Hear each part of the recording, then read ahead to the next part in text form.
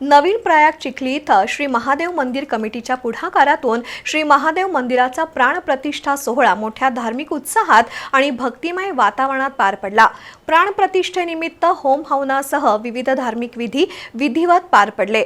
पहिल्या श्रावण सोमवारचा औचित्य साधत भाविकांसाठी महाप्रसादाचं वाटप करण्यात आलं।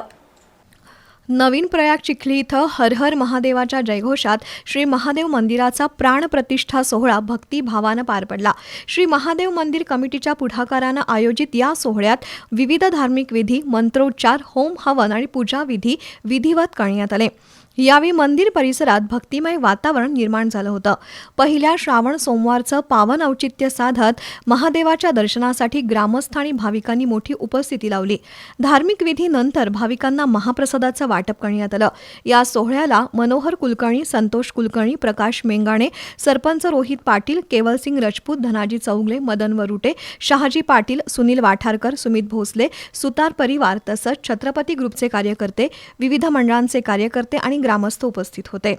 श्रावण महिन्याच्या पवित्र पर्वात झालेल्या या प्राणप्रतिष्ठा सोहळ्यामुळे नवीन प्रयाग चिखली परिसरात भक्ती आणि अध्यात्माचा जागर झाला।